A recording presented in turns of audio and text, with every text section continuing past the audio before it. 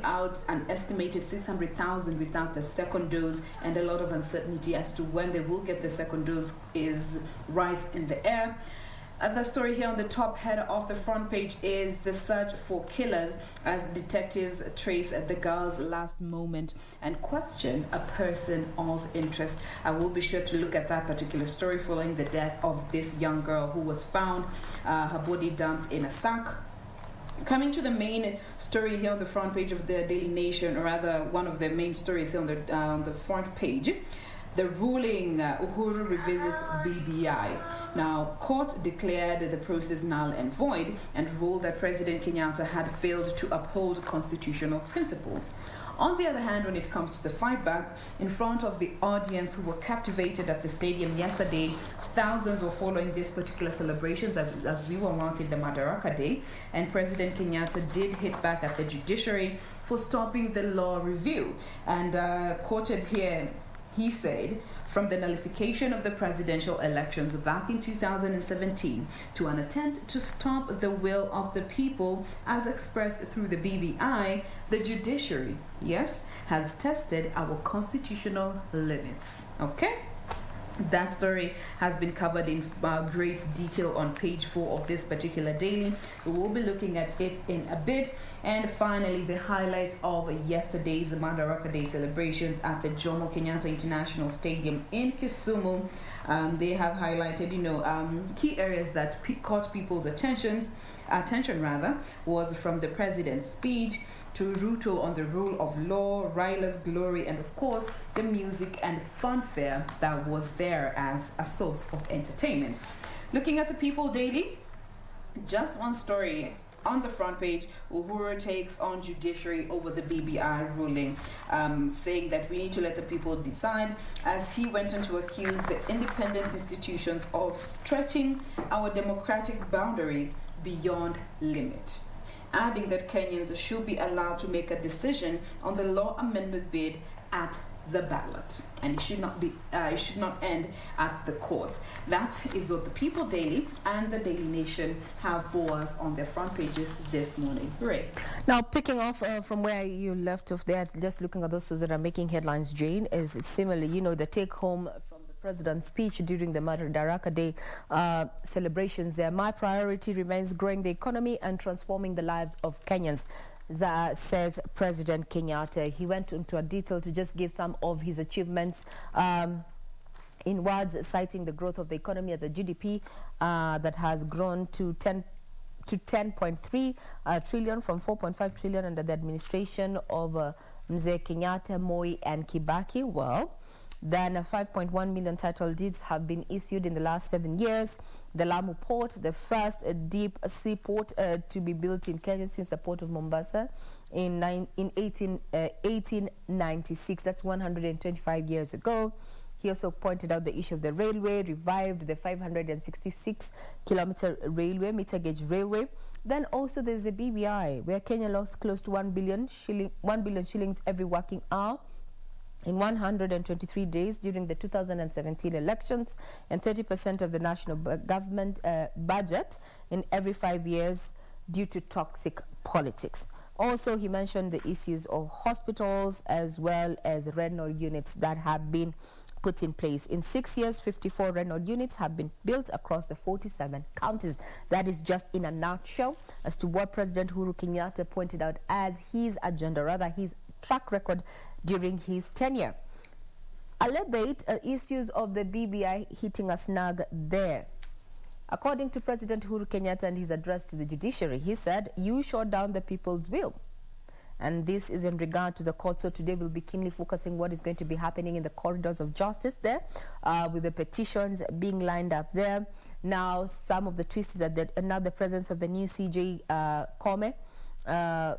The president says the nullification of the presidential election and BBI process was an attempt to stop the will of the people and calls for a conversation on the consequences of choice.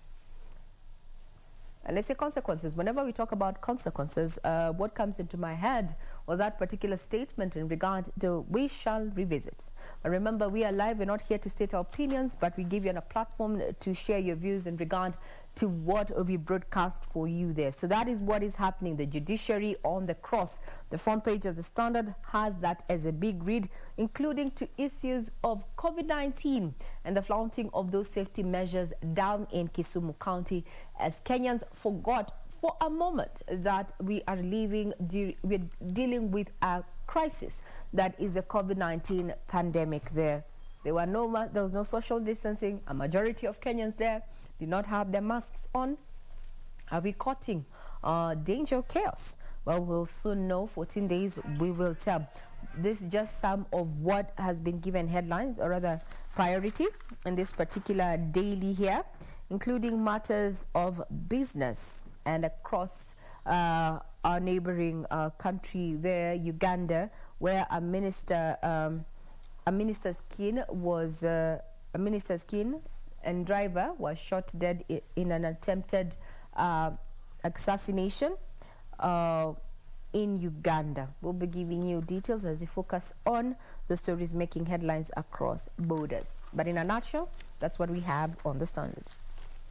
Now we get to those details that we had promised you, and let's start with this one that is on all the dailies this morning in regards to His Excellency's revisit of the BBI, as the captions and the headers read, as he takes on the judiciary over BBI ruling. And coming to what the Daily Nation has for us in regards to this is that here they go on to say that President Kenyatta yesterday went on the offensive against the judiciary over BBI, accusing judges of constitutional rigidity that is denying Kenya the opportunity to address its cycle of election troubles. He warned that while he stands by the rule of law and will always obey the decisions of the courts, he is also compelled, yes, by his position to heed the sovereign and supreme voice of the Kenyan people. Now, just looking at His Excellency's speech, a bigger chunk of it was heavily focusing on the BBI. He spent a significant time talking about the BBI and said it was far from over, describing the court order stopping the process as an attempt to usurp the will of the people. Now, having since filed his personal appeal against the ruling, President Kenyatta invoked what he said was the true test of freedom, the consequences of choice. The day we shall all become woke and fully aware of consequences of choice, we will move very far ahead as a people. Now, coming back to this story, he's quoted saying, the balance of freedom and consequence of choice is probably most challenged by the growth of our independence as an institution.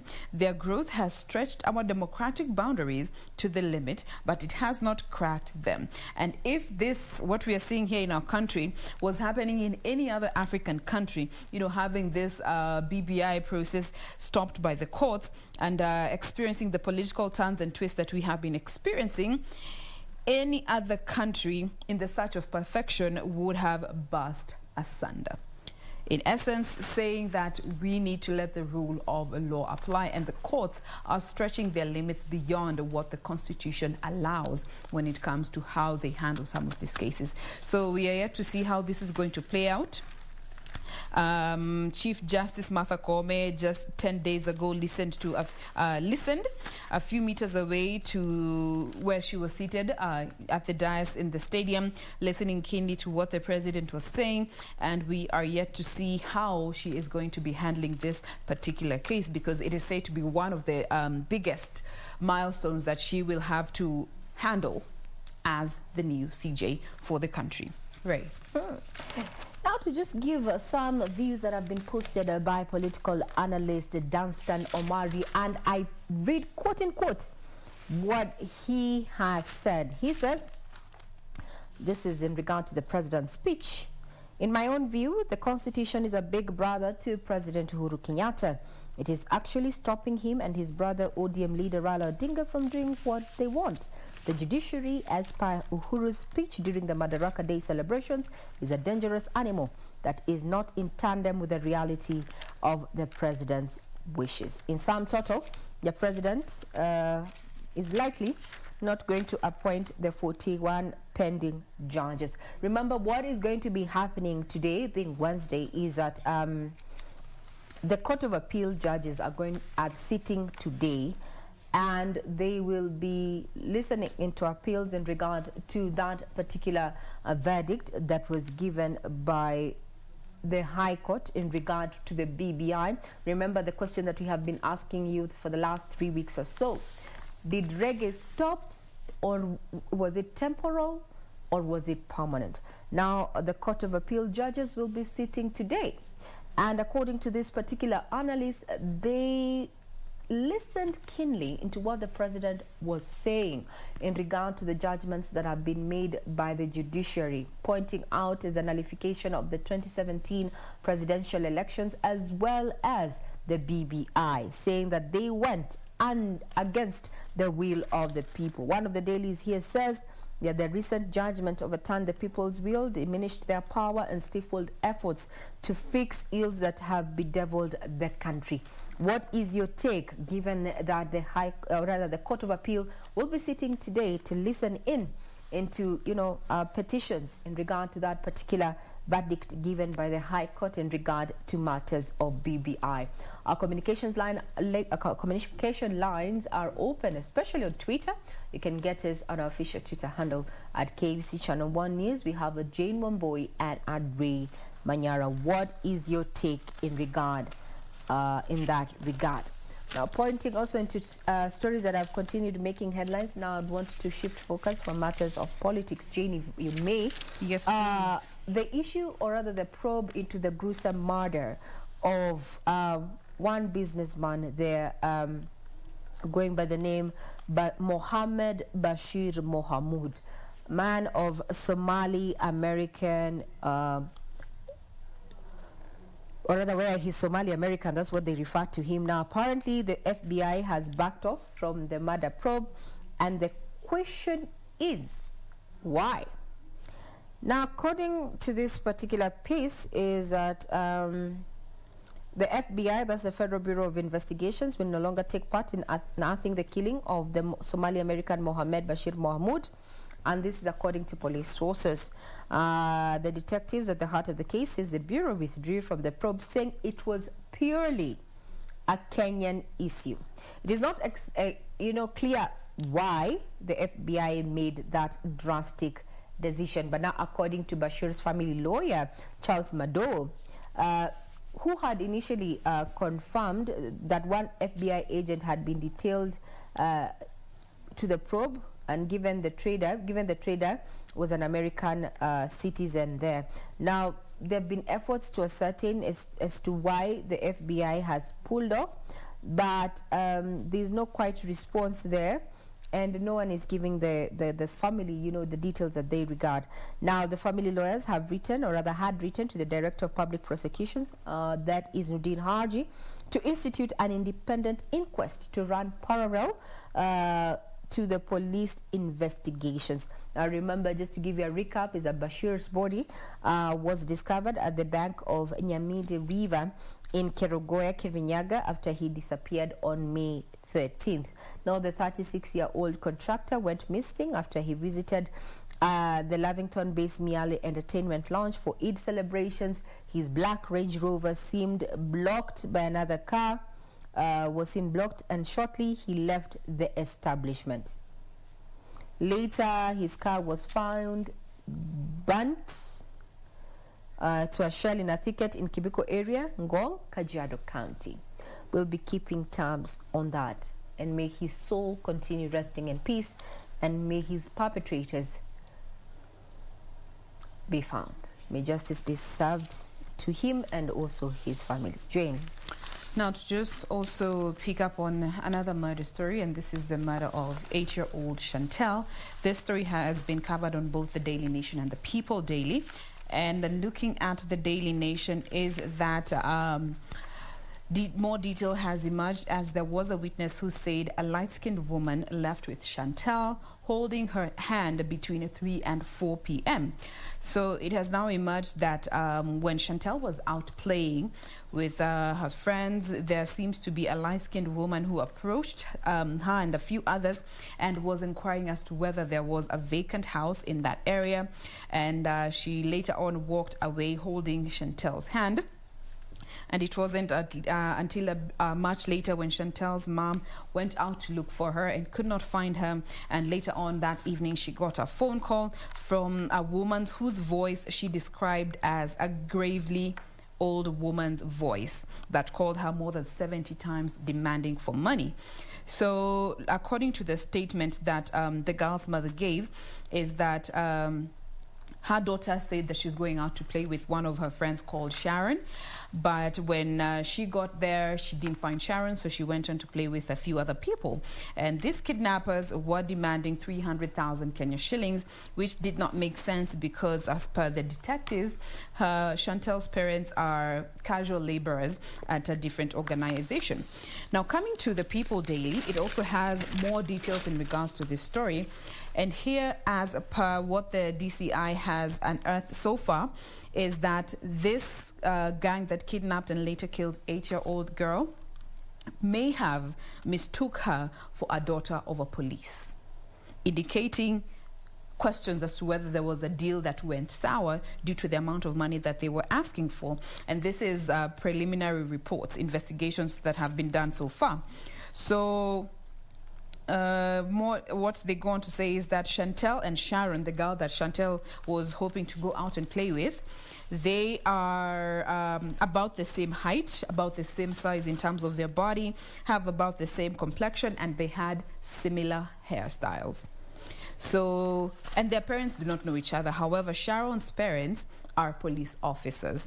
So you can read more of that there on the Daily Nation to understand these new intrigues that are coming up. Is it a question of a deal gone sour, or what really is happening in this particular case?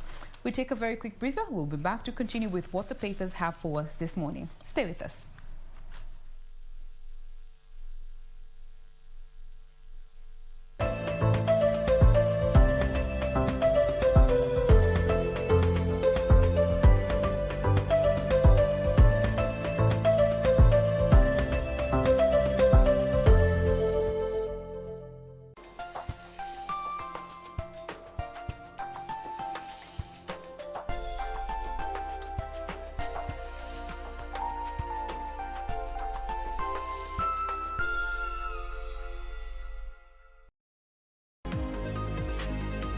Je, unajua haswa wakati huu wa COVID-19 unaweza wasiliana nasi kupitia 0800724499 au kwa kutumia barua pepe kwa comments@ira.go.ke. Unaweza pia kutembelea tovuti yetu kwa www.ira.go.ke au kwa mitandao ya kijamii. Sasa umejua, IRA, bima bora kwa taifa. Tonight on KBC Channel 1. If your daughter won't cooperate, then you're being useless. So you do what you have to do, but I want her to have enough nutrition and to get stronger. Is that clear? If you had told me that you already had a partner, everything about us would have been completely different, Dad. Believe me, I had tried. Honestly. Look, Uncle, the sad thing is, well, your son is a criminal and he must pay for what he did. I couldn't believe he came to rob us. You know what I mean. He took advantage of our trust in you, so he deserves it. I'm going to see a lawyer, Maya. After that terrible thing that you did, You have said I'm going to enough. sue for custody. And I won't give her to you ever again. And you're not sending her to America. You hear me? Tonight on KBC Channel 1. Mimi Dr. Chua, Alwatan Chua. Mimi ndiye Dr. Sawasawa. Mimi ni Dr. Ashraf mwenye hii hospitali. Ashraf si lolote hapa. Wewe daktari, hospitali ni yako kabisa. I am the boss. Okay. That's all. Next passion. Huyu mwanangu mimi namuona kulegea tu. Afaa tumpatie chupa moja ya maji. Maji asikioni. Hii chupa moja mama kisha tufanya sahali. Lakini kama wengine tutatia lita 20. Si majanga haya. Next passion. Basi. Next passion. Yuendesha. Huyo ameuza bongo. Next on. Sasa. Poa sana. Umekaa muda bila kuja hapa. Si unajua last time nilitengeneza nywele vibaya sana. Oh, na vile tumetengeneza vizuri. Kwani siku hizi ni pesa una ama ni nini? Tangu nikushuke. Chau. Pesa ama shughuli. Pita napiga. Ngoja kwanza niongee. Na haraka kidogo tafadhali. Una haraka? Unaenda wapi mama? Msema wewe ni nini unafanya pesa yako wewe? Nini? Wewe ama na bado unaendelea kucheka. Ni nini? Mse unafanya nika umetoka kunyolewa na kiposho mil mse. Acha mchana. Huo ni ungwana.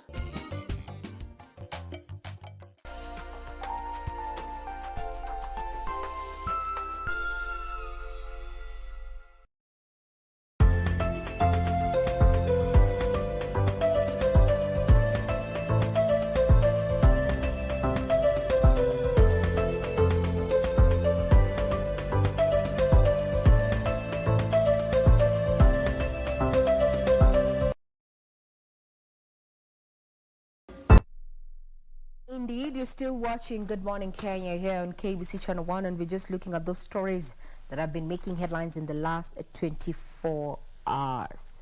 Yes. Now, before we took that particular break there, Jane had highlighted the story of, Chantel there.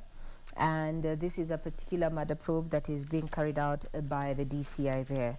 And there's a follow-up to that has been captured on the Standard, Jane, where that incident in Kitengela, after that incident with Sharon Chantel, and such, Kitengela residents have continued to express concern over rising insecurity in the town. And those who spoke to the media said the situation has worsened over the last 3 months. They say the rising insecurity might affect, investor confidence in the fastest growing town. And this points to that conversation I was telling you, Jane, that if you look at the fiscal planning, or rather just the planning of Ongata Rongai, which falls under also Kajiado County, same as Kitengela, you'd see a huge difference. You'd see how Kitengela is growing, or rather coming up. And them raising this particular concern in regard to insecurity affecting their business, I think they have, that's actually a real concern, because look at, what we have seen with the growth of Kitengela, and also in terms of revenue collection and such. Kitengela and Ongata Rongai really fill the coffers of Olekejuado County. So if this continues happening, then indeed it's going to affect even how business is done, and this just comes barely in the wake of the disappearance of 4 men who were spotted at a joint in Kitengela, then found murdered and their bodies dumped way far from Kitengela. So matters of insecurity, Kajiado County, they're on the spot. We grew up hearing about Ngong Forest being a dump site for bodies and executions. Remember the JM Karaoke murder that we've never got answers to. And whenever I hear Ngong, that is what hits my head. Then further still, we are also mourning our own colleague there, Betty Barasa, who was murdered in her home in Ngong area. So matters of insecurity, especially in Kajiado County, is quite worrying. And just to bring it closer home, Ray, just looking at this story about Chantel, how often do your kids just tell you, I'm going out to play? And you trust that they are safe because they are within the bounds of your estate or your building's perimeter walls. And then a stranger walks up to them, speaks with them, and walks away with your child. Goes back to the security of your home. Are you confident that the security that is provided by whoever is you are letting their house, or the agency or the estate that is in charge of your building, do you trust them enough to uphold security to a point where you are sure that your child will not be taken by any random stranger, because there is a God that is actually doing their work and is aware of each and every child and each and every person who lets a house there. Sadly, the truth is the form of parenting that we are in right now is very individual and personal, where if I cannot correct your child for bad behavior, then I also would not really care who picks her or him. That is a fact. And that's why now it goes, what are you teaching your child? You know, us growing up, our parents would tell us, not talking to strangers. You're not getting anything from any stranger other than me, or that is the mother or the father. No person, you know, those things that you empower your child with. Also, now we need to go back to the basics, because this world has become cruel. If we can start targeting children in grown-up misunderstandings, and we bring children into the fore, then basically we have gone to the dogs. So it's about us as guardians, us as parents. If you have a daughter, if you have a son, if you have a charge or you're a ward, you have a word with you. I mean, empower them so that they know that security to take care of themselves. Then security begins with them. Any suspicious person around them, anything that they are offered, they shouldn't take, because you never know. You know, this is actually very chilling, because I'm putting myself in the shoes of these shoes of the parent who already, we are saying, probably they were targeting a different child. And now now in this case we're talking about Chantel.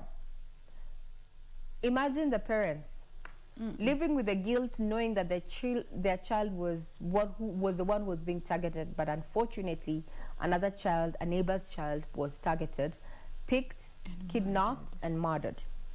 The guilt that you live with, and not so much guilt because you wouldn't want your child to die, right? But then again, that issue, those relations between those two families have remained changed for a lifetime.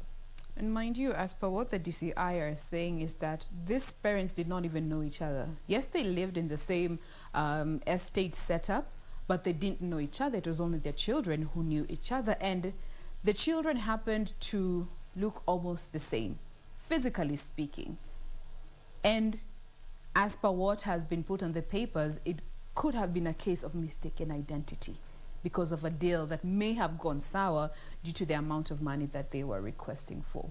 Again, wherever you choose to live as a person, if you have the means to control or to dictate the levels to which you wish your child to be secure, make the most of it. Make the most of it. You know, I have an 8-year-old, and whenever we talk about these cases that involve children who end up in murder cases, you see your child in that position. And as a parent, it just sends shivers, you know. But let's hope that they do find the perpetrators in this particular case. As per the DCI, there is a person of interest. So let us wait and see how this will continue to unfold. Now let's go to the back page of the Daily Nation. And this is in regards to the COVID-19 vaccination process. So 900,000 Kenyan people were vaccinated, at least the first dose. This particular group expected to get the second dose as of this week, flowing through to the next 4 weeks. The time frame, 8 weeks to 12 weeks, is what is recommended.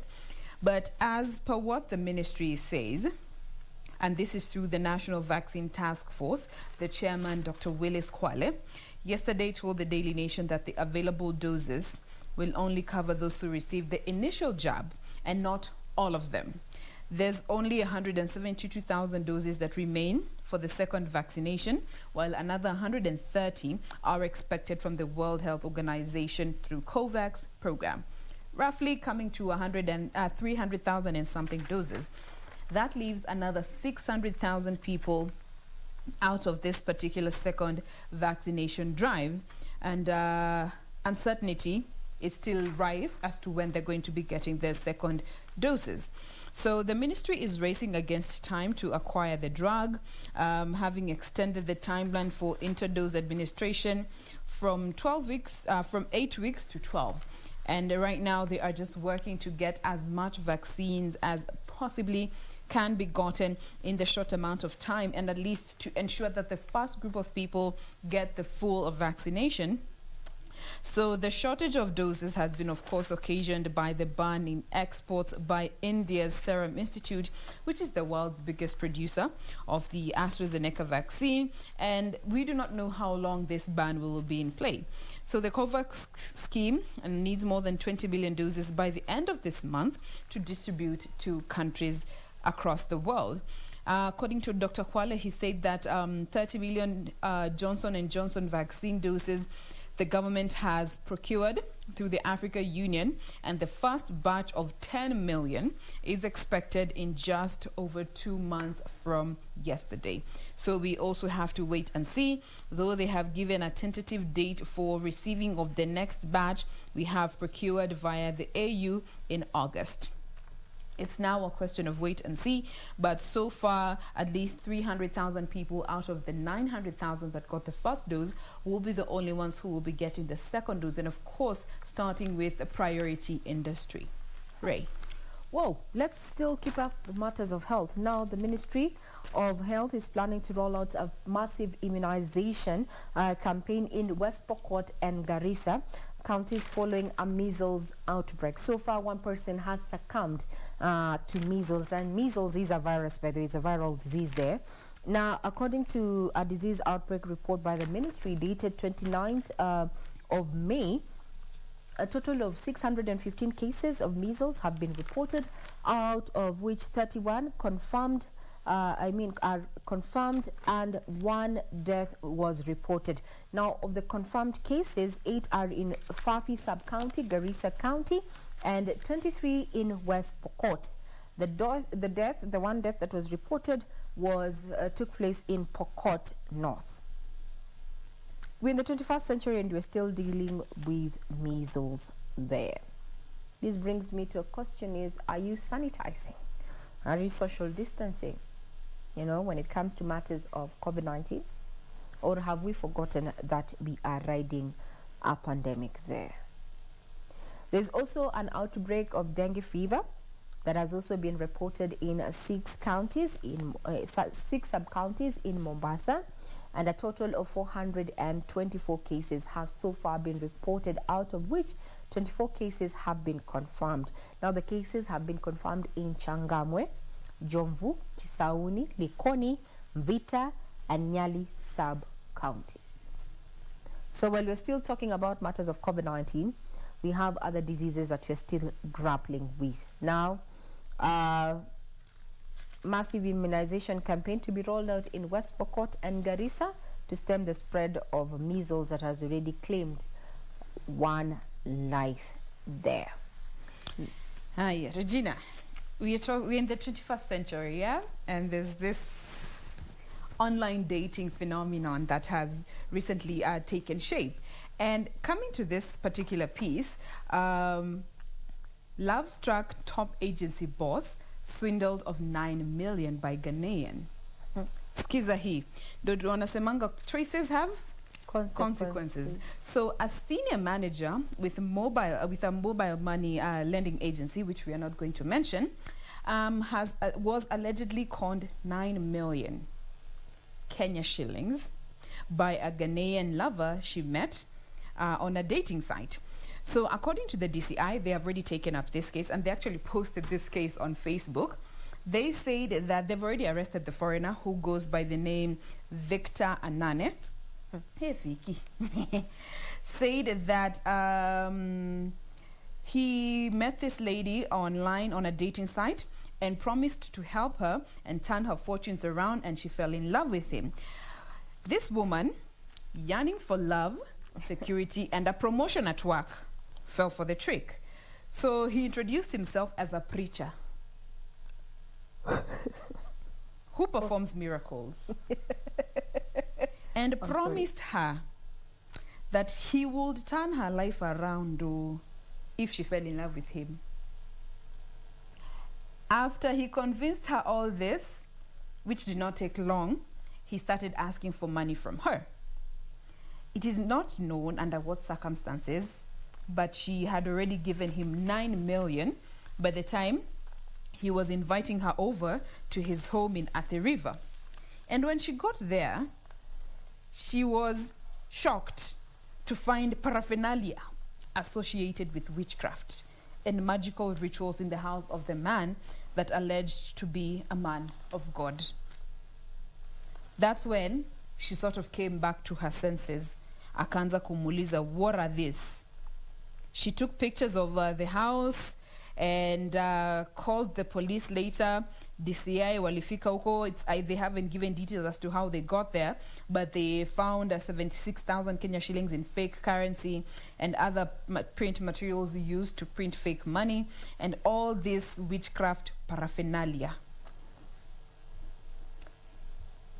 Choices have consequences. 9 million. Ray, soon you pay your 9 million in eka kadhaa. I don't know. Under unclear circumstances. I don't know. What to nguvu wapi? Let me speak Swahili. But I've come to realize so many people fall prey when it comes to matters faith and matters health. We're living in of love. And matters of love. Of course, this particular person approached her as a preacher. As a preacher. Our director is saying, Madam, you wanapenda foreigners. Hey, I'm sorry. I'm the type that if you speak in a certain accent, my friend, I'll take off. Yes. So this guy approached her as a preacher and telling her he performs miracles. Jesus. And this woman was in a space where she was yearning for a promotion, some sense of security and love. Na preacher akasema nini? Mimi ni preacher. Yeah? I perform miracles. If you fall in love with me, I will turn your life around. Dang. Let's put it this way. The only person who performed a miracle, as per the Holy Book, is Jesus. And his first miracle was turning water into wine. Into wine. Whatever you do with that information, that's totally entirely up to you. But we're in the 21st century. This is coffee, just to be clear. Stop defending yourself, but it's okay. So I think we also, at some point in life, we get desperate. We want to make it in life. We want that dream house we have been wanting. We want that dream man that we have been praying on our knees for. Then someone comes with all this. I think they just read someone's psychology. You can tell even when you're talking to someone who is really desperate for something, they will always keep on mentioning their aspirations, their dreams, their fears and such. So it's very easy to read someone and what they want in life. But now these people have made it a speciality to just prey on those people who are not strong enough, especially mentally. Those people who lack confidence, confidence that comes from within. And that's why these people are swayed this easily. Because I'm thinking, for you to get to a point where you actually give 9 million from a random company, person, from the money lending institution, because she took that money from the accounts. 9 mil Kenya shillings converted to... Whoa. When I say, you see, they say love is blind, but I think it's a high time women we wore glasses. And if you do not want to wear glasses, in as far as love and interpersonal relationships are concerned, you can always go for laser surgery. You can always do lenses. Just make sure you see through the veneer. 20 by 20. Because unfortunately, there's some people out here who have silver tongue. They will tell you everything you have wanted to hear. They'll do everything to just ensure you fall into their trap. This guy from GOT, what was his name? The Lannisters, who are used to... The one who used to move around but just speaking when he said knowledge is power. I've forgotten his name. Baelish. Yes, Lord Baelish. Lord Baelish. He knew everything about everybody. His tongue was everything. So you need to be very... And people also need to stop wanting quick solutions. I think that's why we're falling into this... Instant gratification. Yes, we want quick solutions. Everything has to be built meticulously for it to stand. A step at a time. A step at a time, a day at a time. Even if, and we need to stop comparing ourselves with the next person seated or walking next to you. Simply because they found love at the age of 18. it doesn't mean you who is 40 and you've not found someone who is really for you, that you'll not get there. You just need to wait for your person. Yeah? Wait for your person. And this statement that sisi ndio tuko. No, I refuse. I refuse the statement. If someone was meant for you, they'll always find you. What is meant for you? Or you'll find them.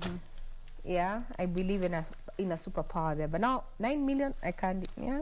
9 million. Especially a foreigner. So I'm wondering, when they were speaking on phone, she couldn't tell that this guy was, you know, we all know what the statistics say. I'm trying not to be racist or biased or something, but we all know a majority of the cons that we have operating within our borders, and I'm saying within our borders because we have the statistics from the DCI, have a certain accent from West Africa.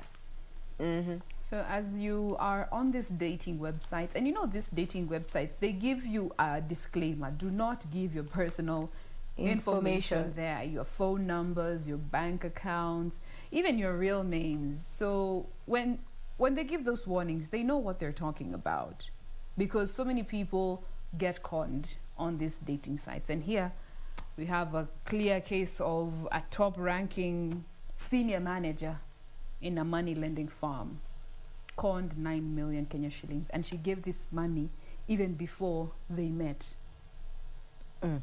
Now, we're getting a feedback from our very own who is watching this particular show, and they're saying, I wish you'd say conman introducing himself as a preacher, but I like the focus on the vulnerability of that woman. Indeed, this was a conman who was hiding under the guise of a preacher. We have people who are out there who are genuinely helping people in society because for them it is a calling, you know, and they also have a mission to preach the gospel. But unfortunately, there are also people who are hiding under this because, I mean, you do not expect a man of God or someone of the cloth to actually be taking advantage of you, because we know God is love, and if God is love, God means, you know, God is patient, God is kind, God is not selfish and all that. So we find it's very easy for people to infiltrate this and, you know, trap unsuspecting believers into believing that indeed they are miracle workers. And given he had all this witchcraft paraphernalia, there's a picture here. There are claws zenye zimevalishwa hizi gloves za kwenda gym. There are red candles all over the place. There are whiskers. There's a plate that has cereals. It has beans, maize, ndengu, green grams for that matter. There's a random scissors on the floor, a pair of scissors, matchboxes, dirt all over the place. Yani, a scene from a Nigerian movie. Witchcraft paraphernalia. Bro. I think he was just doing that to try and show this woman that my friend... maybe scare the woman. And this scared the woman back to her senses. Like, yo, whoa, ngoja. Hold up. I thought you said you was a man of God. What are these? Whoa, 9 million up in smoke. Okay. Just like that. I wonder what will happen to the company in which she withdrew the money from. Because there's that other aspect. It's a kuagori. Moving on to other stories, let us see what else is making headlines here on the Daily Nation. Let me, there was a particular story that I had seen here. No, it's on the People Daily, where KWS had to shoot down a hippo that went rogue and invaded residents in a village in Nyahururu town. And the people enjoyed Madaraka Day feat, where they got free meat. So Kenya Wild Services officers shot down the animal inside Ndorurumo High School, where it had invaded the institution's maize plantation. And this is it's an area where there's a lot of people, so it's quite populous, and it was a risk for most people. It strayed into the school compound, where other animals usually go to graze, and the school watchman is the one who alerted KWS officers, who arrived and killed the animal at 2 a.m. And residents soon gathered, and it was a feast. You know, one said that they were surprised to find it was a hippo that had been killed, and immediately started cutting pieces of meat from it using pangas, which had been carried from their homes. So people who got the news about the killing at dawn found only a skin, as their early risers are the ones who snapped the meat by 4 a.m. Happy Madaraka Day.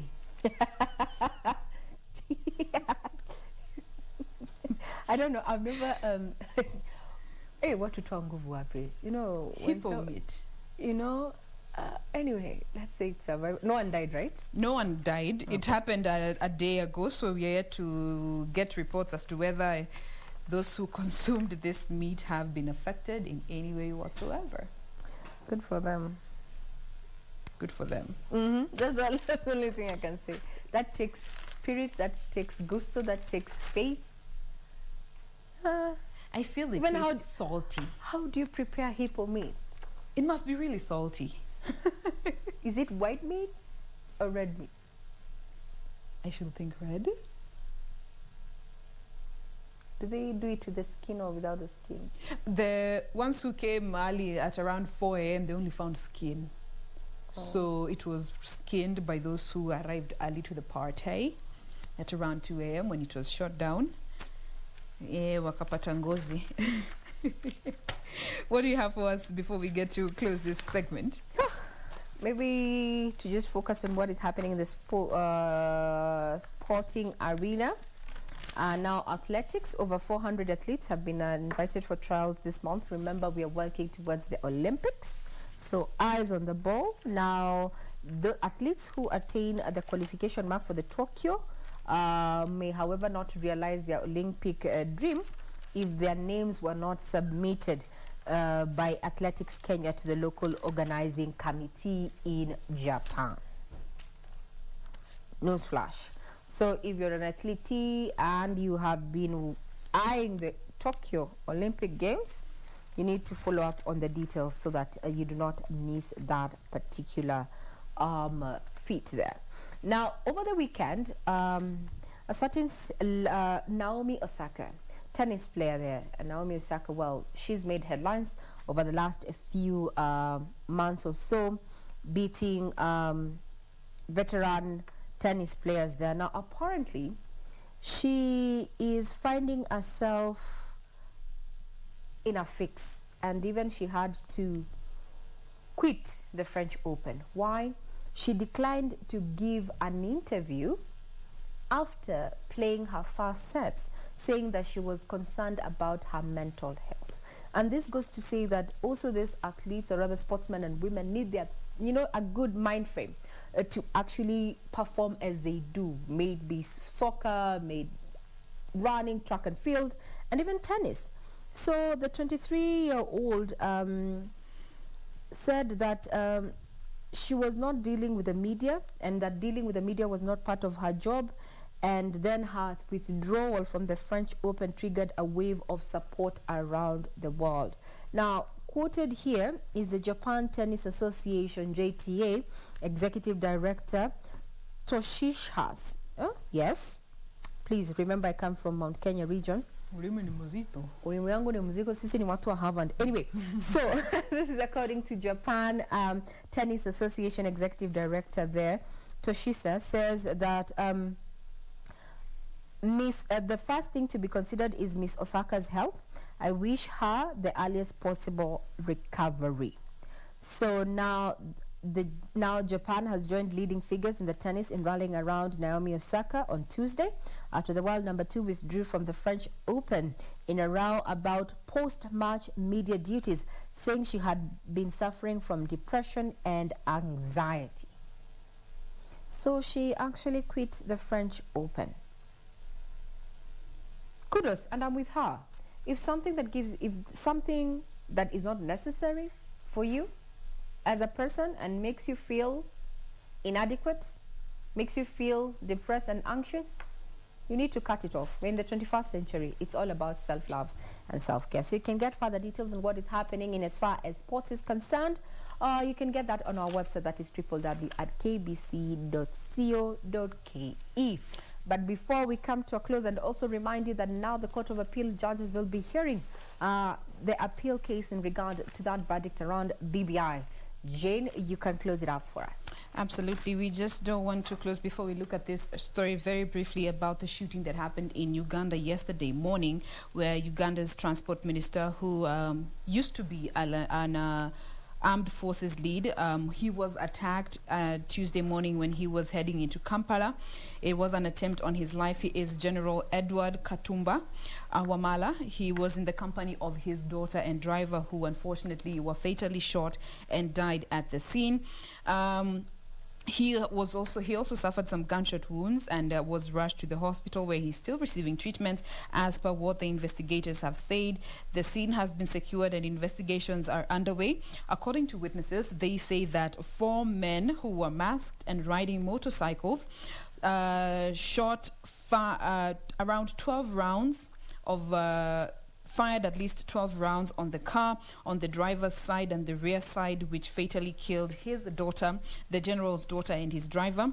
And this is one of the latest shootings that have happened in Uganda, attempted killings of high-profile individuals, and more so by motorcycle riding assassins. The other one happened in 2018, where Ibrahim Abiriga, who is was a lead politician in the National Resistance Movement, was gunned down alongside his bodyguard under similar circumstance.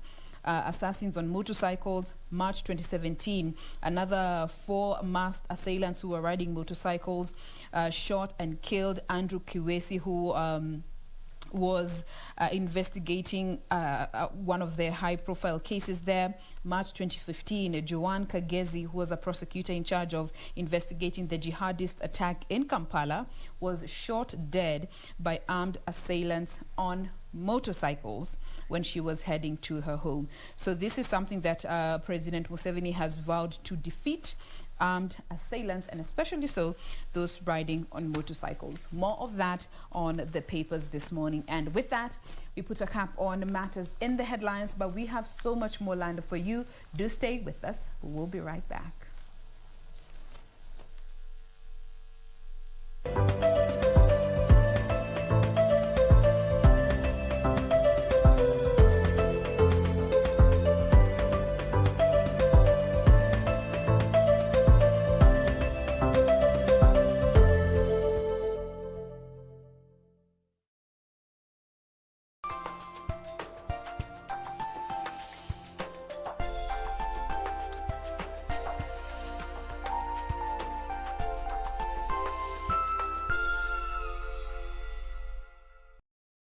Next on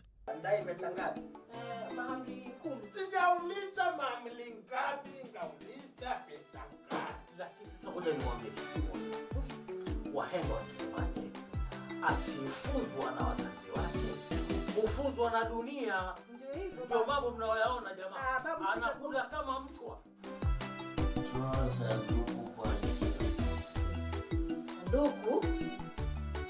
Sanduku lenyewe li wapi? Tonight on KBC Channel 1. We not the Congo long, just like the Amazon. Split big like a cylinder, man of beat like God. That's my word. Time to be do it now. I hope you heard, girl. Solo getting I found true love, and it feels like freedom. Oh my life. I'll give you all you want. Don't even have to ask. What will you give me in return? Give you all my love, my love, my love, my love, my love, my love. Give you. Tonight on KBC Channel 1. Mimi ndiye Dr. Chua, Alwatan Chua. Mimi ndiye Dr. Sawasawa. Mimi ni Dr. Ashraf mwenye hii hospitali. Ashraf si lolote hapa. Wewe daktari, hospitali ni yako kabisa? I am the boss. Okay. That's all. Next passion. Huyu mwanangu mimi namuona kulegea tu. Afaa tumpatie chupa moja ya maji. Haji asikioni. Hii chupa moja mama kisha tufanya sahali. Lakini kama wengine tutatia lita 20. Si majanga haya. Next passion. Basi. Next passion. Yuendesha. Huyu ameuza bongo.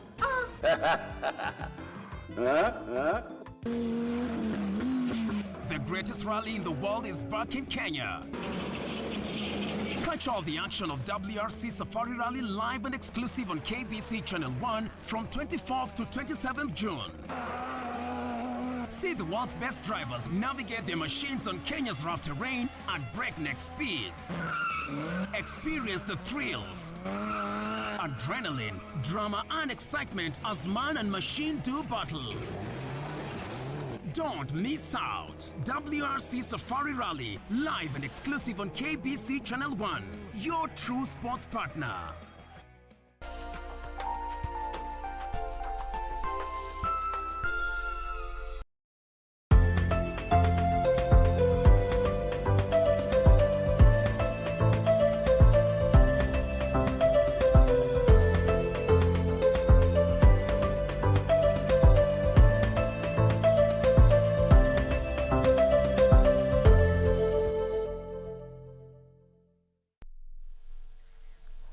Good morning, you're still watching Good Morning Kenya here, and now it's that time we have that interactive segment where we get to have, conversations around things that are close to our heart, and that is about social economic development. This morning we're going to be talking about architecture. I'm sure you have seen the changes that we have around CBD, how different designs have come up. We cannot compare the topographical photos we used to see around, the country and what we are seeing or rather witnessing, especially in the CBD. We have people who are behind this, and these are none other than architects. So taking us through this conversation to just look at how that particular niche is doing amid the COVID pandemic is none other than Engineer Evans Goro, who is the chairman of the College of Fellow Architectural Association of Kenya. Karibu sir. Thank you for your time.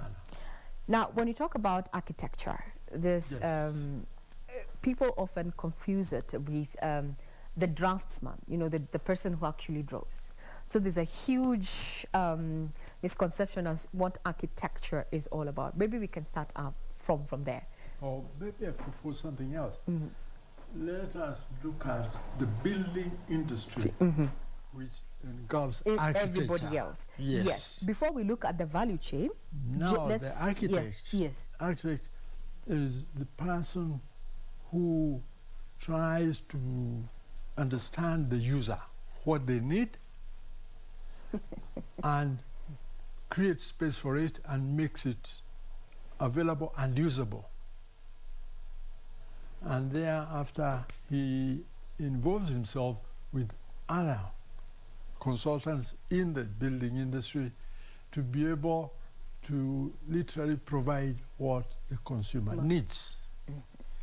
And these other consultants are many, in the region of 5 or 6 or 7.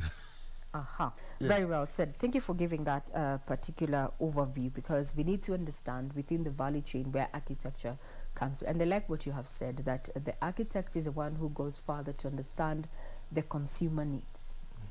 Now, we're riding a pandemic, and architecture falls within the building and construction sector. From where you sit, how has the industry been, performing during this particular pandemic? When we look at the human person and their needs and their movements and space required, all that has changed because of the various conditions that this has brought about. So in the industry, this changes a lot of space usage, and this will change a lot of designs in the human requirements, both in activities or no activities.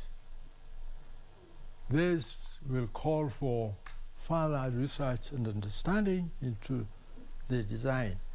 Now, going back to your first comment that the draftsman is the one who is known.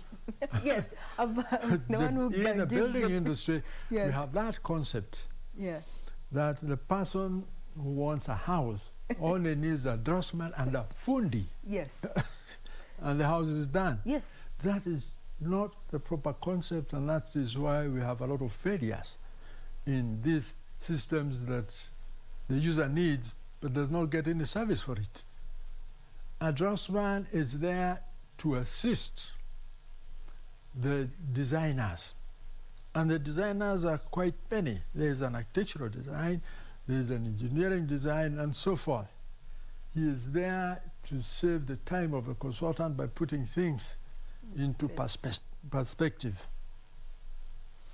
Now, the users have to come understand what is the beauty of a functional development. But they think and they assume these consultants are too expensive. So they go to the neighbor and ask the fundi, when you finish building this, come I show you where I want to build the same. Yet he gets a house copy of another house, and the two different developments, people don't live the same way.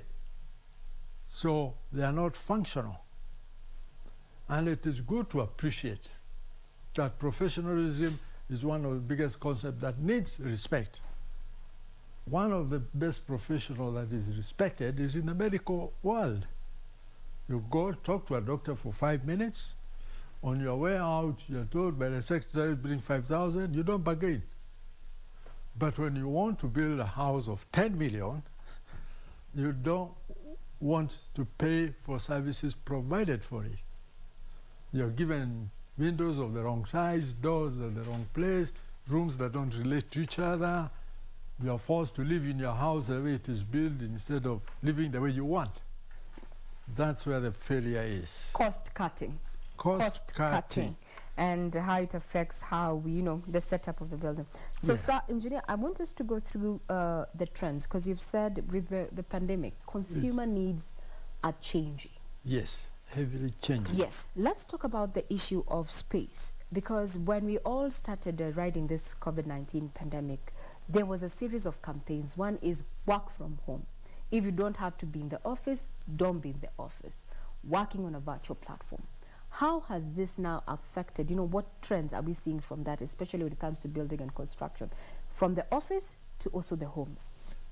This will come into a lot of influence, and this is where professionalism will have to be respected, because if you are working from home, you'll need a few facilities that were not there, especially connectivity activities, which are not easily available. So in the electronic world, I hope the electronic producers will not take advantage and kill the system by overcharging. We will need a better system of connectivity in every house. Like taking an example of Nairobi, where the density is very high.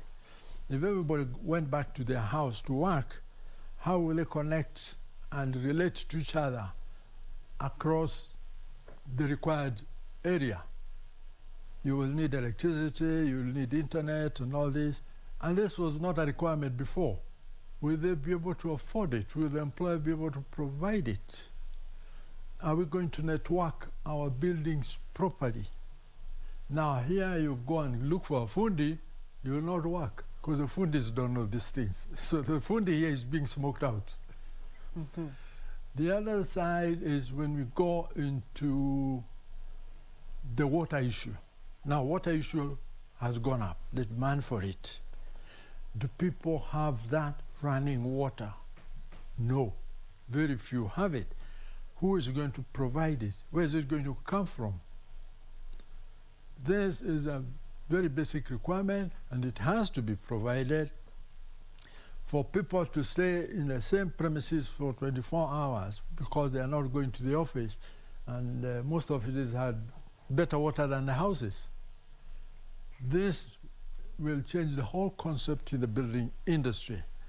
Then we'll go to other systems where there is requirements of other facilities like academic facilities. Studies. How do you have a laboratory in your house? People need to ask themselves those questions. No, people to work from home, but how do you have a laboratory in your house? You can't. You need a supervisor, you need chemicals, you need water, you need disposal facilities and all that. So there is one time or other, people will have to come together in a setup. And this setup now is different because of proximity of human to human. Are we going to be able to provide it? We have to design for it. You have a chemistry laboratory. People have to be 2 meters apart, and they are moving up and down because of picking and sampling chemicals. We have to provide for it. How big are our classrooms? How many students can perform in one setup, for example, in a laboratory? Very difficult. Come to higher educational learning. Come to engineering.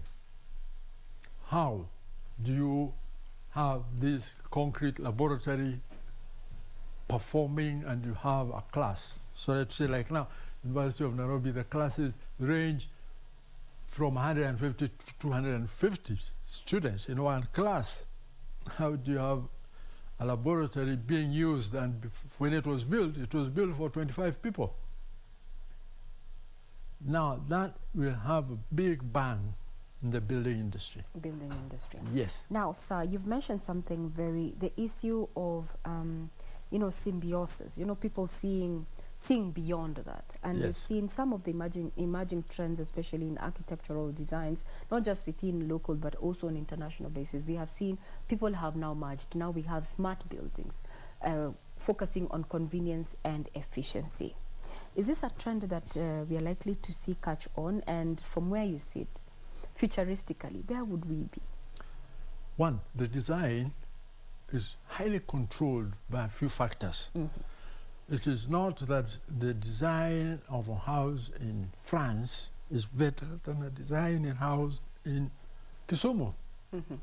You have to take into consideration the weather patterns. Like flat roofs are not good where it rains because of that control of water. Temperatures, the way the room is going to be provided facility by the user. So this is not being given a lot of consideration in design, rather than we used to have four walls, a window and a door, and you call it a bedroom or a sitting room. Then there is a concept of our way of life. Our way of life controls a lot of the design of that facility you're living in. You will see in some cultures, you will find a grandfather, a grandmother, their kids and the grandchildren all within one big build-up. Yet you'll see in another culture, the grandfather never lives in the same house with the children or the grandchildren. Yes. So all these designs have to be considered, requirements and so forth. Other factors that come through. Yes. If you were to take a topography call, just picture from an aerial view of Nairobi, it has clearly changed, even from the way the buildings, the structures. Now we have more glass, less stone. Is this a change when it comes to the materials that are being used in the construction and building? What is influencing that? Is it convenience? Is it the change? Is it affordability? Well, there is the concept of how you see it, how it looks, the beauty and the concept of architectural requirement. But at times also, there is misuse of material. Because sometimes when you have to clad with material that reflects light, it might affect somebody else, like the road user, and that is an offense. So all this has to be well controlled, and there are authorities that look at all this. And so I'd say some authorities are not very particular, but it should be to be able to monitor and see that whatever is being required is not affecting the surroundings. Looking at some buildings in city center and looking at some roads, I'm sure those who are used to Nairobi will know there is a road somewhere where you're driving, you have to shield your eyes from the reflection of the sun, from the glass in that particular building. Yes. Names withheld. Yes. Yes. That is not proper. And that has to get into some controls. So from where you sit as an association of, Architectural Association of Kenya, what are you doing to ensure that, the presence of what we want to call as unqualified people posing as architects, because we all have the documents, we all have quirks in one industry or the other. What are you doing to ensure that professionalism is upheld? Now, looking at the building industry, what are you required to do to put up a building? One, and this is where I would say most people don't appreciate, every building in Kenya that is put up before occupied must have an occupation certificate from the local authority of that area. Now, going backwards, before you get to that occupation certificate, You must have people building it. True. Fundis, contractor. All these people must have qualifications and papers which can be checked and found to be genuine. Authentic. And they must have some clearance from some authority, naming one, National Construction Authority. Yes. And when we are talking of building, we should appreciate anything to be built must be approved. Even the gate where your cattle pass needs approval. But we don't have that manpower, time, and water control. But that is the legal standing. Now, for these people to build it and they've passed that, they must be using some documents. Those documents must be prepared by people with authority to do so.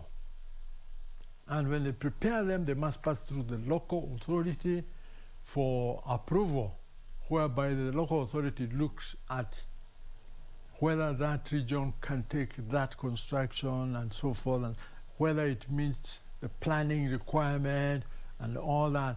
And these people, when submitting them, must accompany those documents with their certificates.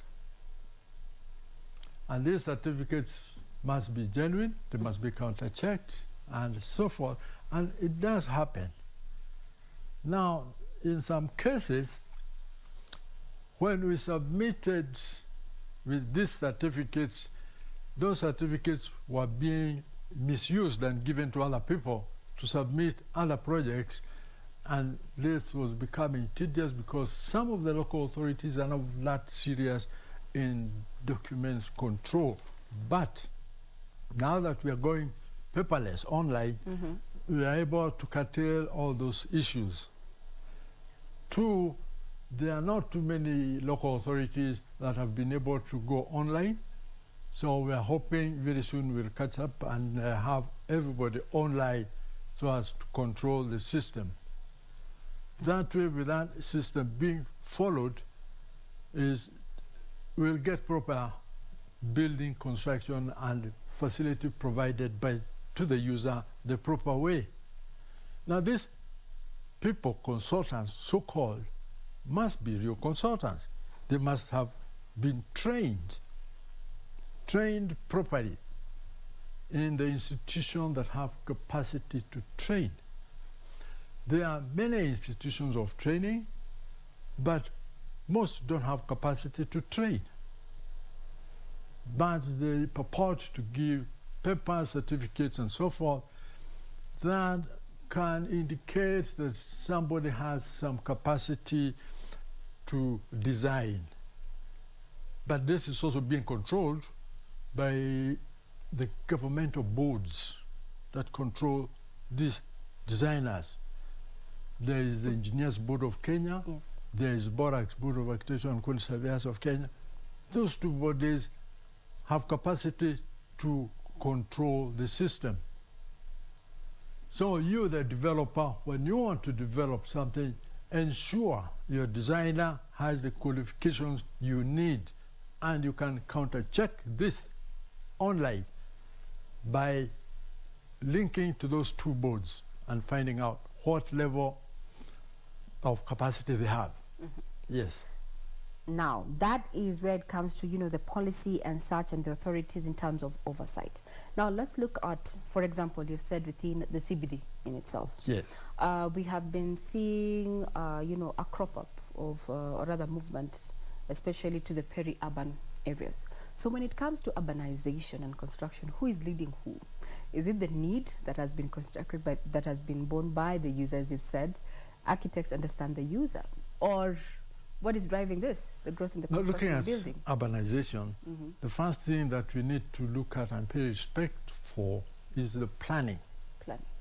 Has it been done with proper consideration of the people living around? Like, for example, Nairobi is in various zones, and these zones, the occupation is controlled also by the infrastructure available in those areas. In those areas. Like when we look at a zone like where towards between Gong Road and around Kilimani and that area, there was a time you could not have more than one house in a certain square footage. Now we have high-rise, which means many houses. Yes. That when being approved by the planners, they must make sure the infrastructure is in place. We are looking at water. Is there enough water coming in? We are looking at drainage, storm drainage, foul drainage. Are we able to handle it? We are looking at vehicles. Are we able to handle it? And I don't think this has been attended to properly.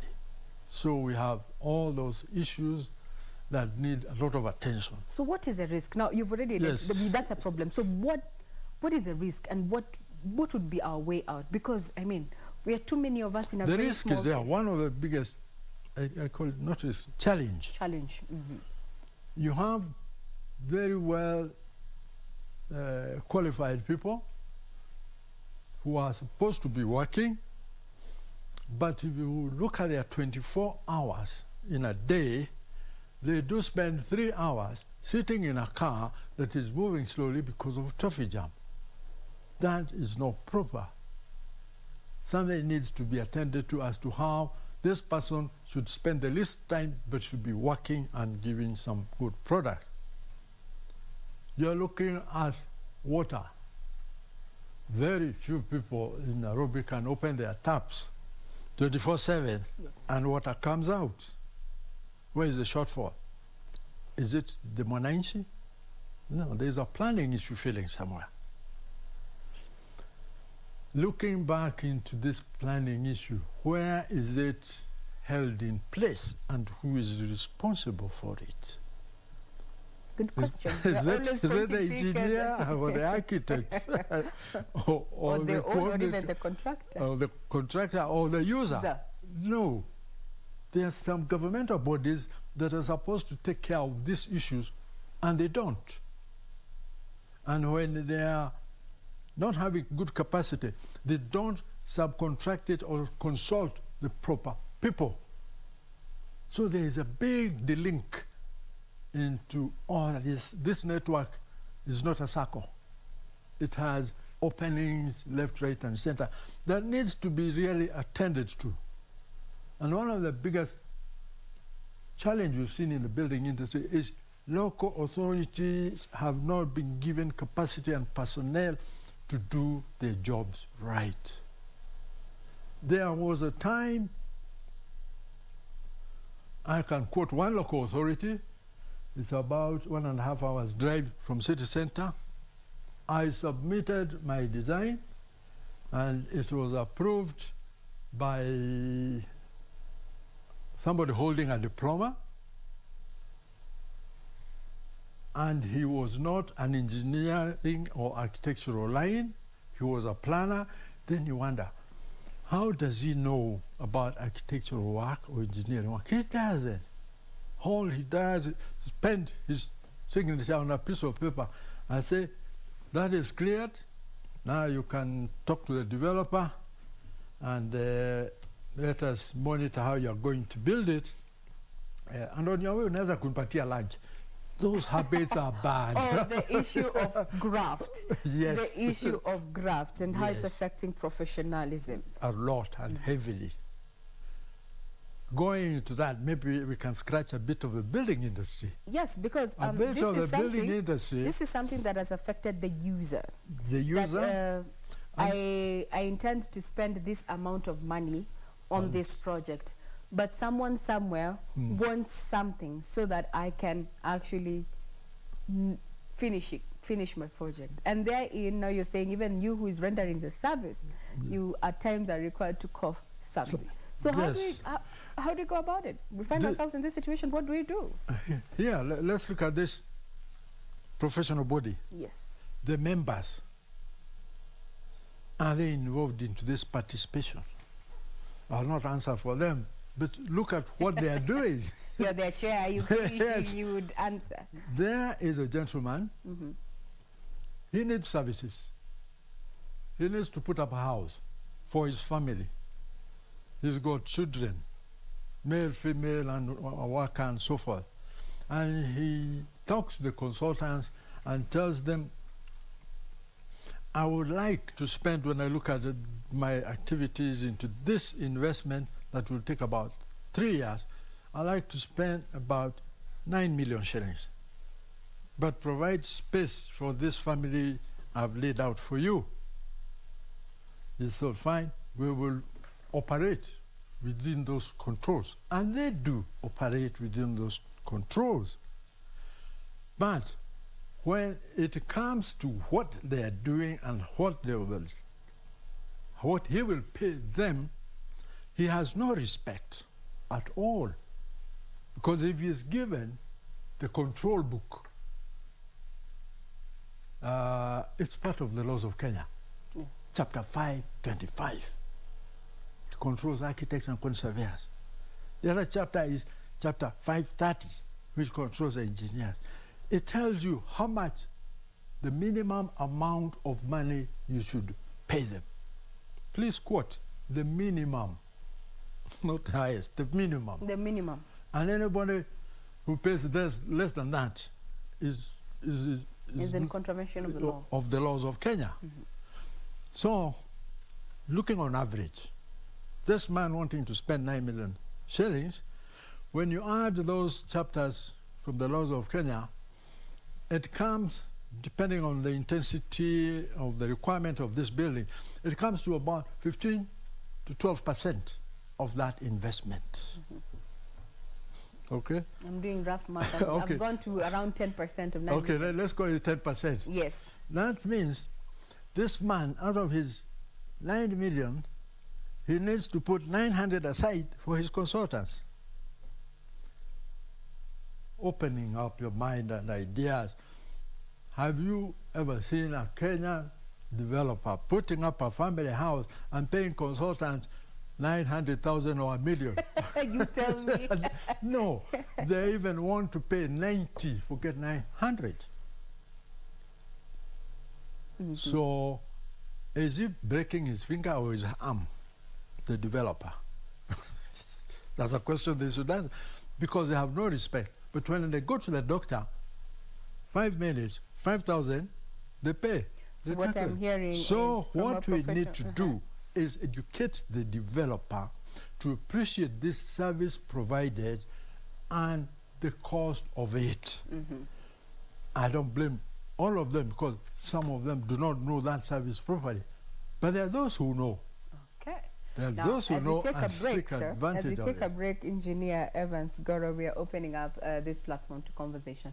Remember, we are live. You can get us on our Twitter handle, that is at KBC Channel 1 News. We are talking to Engineer Evans Goro, who is saying that we need to, value professionalism, and we're talking about architecture. When we come back, we're going to proceed on and just see what recommendations going forward have been put in place by this fellowship to ensure that this profession does not die out and people get value for their investment as well as their ideas. We'll be right back.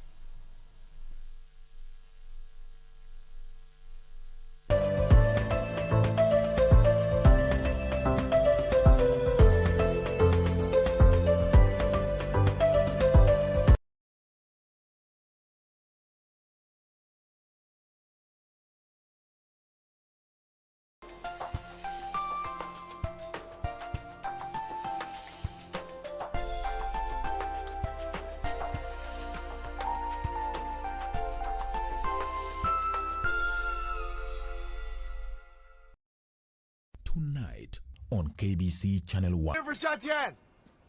They're not back. Oh. Mrs. Lee! What? My mother passed out? Which hospital? I won't allow you to sell the car. Go upstairs! I won't allow you to sell the car! I checked with the publishing house. Shimu Yuan died a few years ago. You are an imposter. Didn't only lie about your feelings for her, you also stole her money. Tell you what, if you don't return her money... Tonight on KBC Channel 1. If your daughter won't cooperate, then you're being useless. So you do what you have to do, but I want her to have enough nutrition and to get stronger. Is that clear?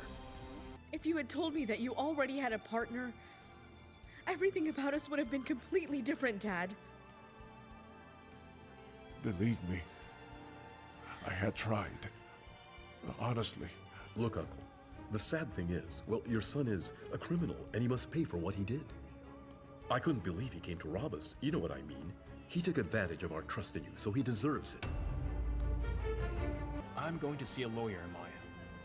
After that terrible thing that you did, You have said I'm going to enough. sue for custody. And I won't give her to you ever again. And you're not sending her to America. You hear me? Tonight on KBC Channel 1. We not the Congo long, just like the Amazon. Split big like a cylinder, man up beat like gong. That's my word. Time for me do it now. I hope you heard, girl. I found true love, and it feels like freedom. I'll give you all you want. Don't even have to ask. What will you give me in return? Give you all my love, my love, my love, my love, my love. This weekend on KBC Channel 1. Mwalimu, you almost gave me a heart attack. Why are you talking? You're confusing us. Confusing you? How? I thought I was out of place. Why don't you go back to your bossy mother and ask her for your forgiveness? And pray very hard that she welcome you back, because clearly you are not meant for this class. Come on, is this a joke? Of course, it is not a joke. You haven't even written your name, eh? Can you go and wait for me in the office? Mr. Tisha, I have been here for so long, so if you don't mind, I have a pressing matter I need to handle. How about I give you all a pressing issue? Classmates, every Saturday on KBC.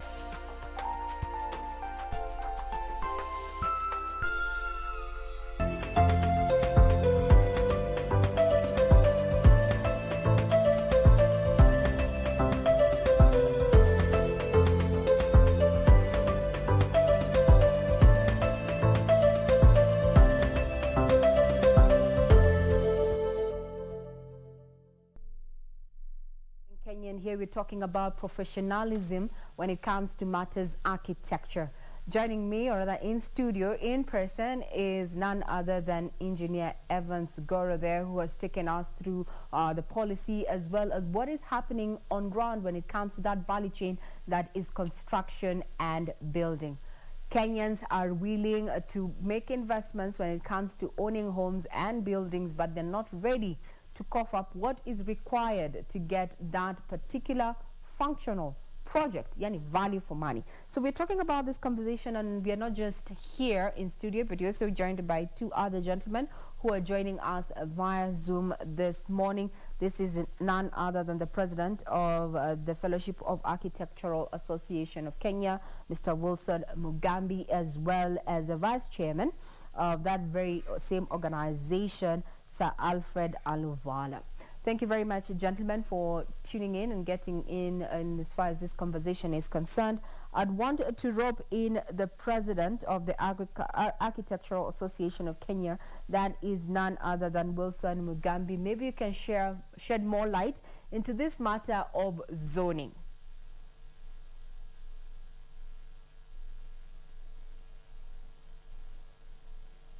Mr. Wilson Mugambi, if you have logged in, would want to hear your take in regard to matters of zoning. Just to put this into perspective, as you're talking about architecture as a profession here in the country.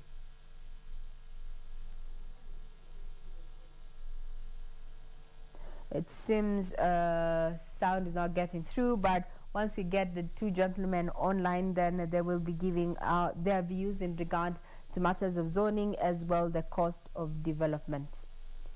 So I can see also from this gadget here we have Wilson Mugambi and Sir Alfred Aluvala there. Now, engineer, as we're working to get them on board, let's now talk about the issue of cost, because this is something that Kenyans are really alive to. How, from where you sit then, if I wanted to build a simple home in a peri-urban area, yes, how do I go about it to ensure that it is safe and it's going to finally come up and it's going to be safe for my family? and it will not be so overly exorbitant, because issues of cost is what has affected masses of construction, people trying to cut corners. Yes. Now, one of the basic concepts that we have to look at is your usage. Mm-hmm. How big do you need your kitchen? So you can give an estimate of so many meters by so many meters. How big is your sitting room? Is your sitting room and your kitchen together? It's your usage, it's your facility. Once you prescribe all these areas in square meters, then from the quantity surveying aspect, you can say my house, I would like it to be very basic. PVC, those plastic floor tiles, normal plaster and paint, and How are you? a normal ordinary ceiling of chipboard and so forth. Then you are given some controls by us consultants as to how much that squareage will take. And with those kind of finishes I've mentioned, it comes to about 35,000 per square meter. So you already have now the feeling of space and the cost of it. From there, you can now start adjusting either by reduction or by increasing, depending on your financial aspect. Mm-hmm. When all that is done, then we can start putting things on good, tidy paper, features you can understand.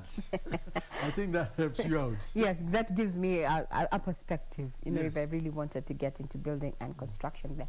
I understand now we have Mr. Wilson Mugambi is the president of the Architectural Association of Kenya, as well as the vice chairman, that is Mr. Alfred Aluvala online. Let's start off with Mr. Wilson Mugambi, who is the president.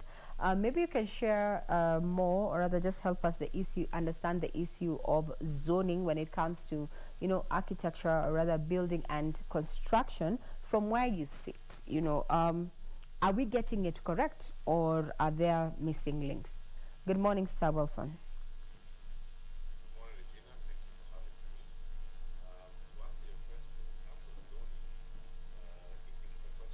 Are we adapting fast enough to the changes in the market, to the changes in development modalities? Because you find that various counties have what we call a zoning policy, which guides on how various developments can happen in different zones. So you'll see there are areas which are zoned as residential, others are commercial. And that kind of sets the base of what kind of projects can happen. Residential, you can have low-rise or high-rise. Low-rise being a bungalow or simple townhouses, and the high-rises being the apartments that have become very common. Same case with commercial. You can have commercial zones which are limited to 2-3 floors. Others can be very high in terms of areas like the CBD. And the same applies to what I would call even the so-called rural areas. Those towns also have a zoning policy. And the challenge for me, in my view, is that there's very little implementation and observation of the zoning policy. And there's also very fast development, especially in urban areas, forcing the planning authorities to have a knee-jerk reaction to what is coming up. So you find by the time they are revising the zoning policy, the developments have moved on to the next stage or next type. So yes, that's the kind of challenge we have with zoning, and we just need to be up to date and be more what I'll call, instead of being reactive, we need to be more anticipatory in how we look at it. Thank you. You're saying we need not to be playing catch-up when it comes to such policies. What, sir, would be your comment in regard to the impact that devolution has had in as far as building and construction is concerned? Wilson. Yes, Regina. Devolution has had an impact of bringing the key functions that were tied to urban areas now going down to the grassroots level. It has actually helped people appreciate that there are professionals who are needed to carry out various projects. And it has also showed us that there is need for capacity building at the lower levels of the counties, because you realize most of the key functions were centered around urban areas. And devolution has made us realize that we need to build the capacity such that we have more spread of urbanization, and we don't just zone areas as urban and rural, because what was once rural a few years ago is actually quite urban now. You look at major towns, Kakamega, etc.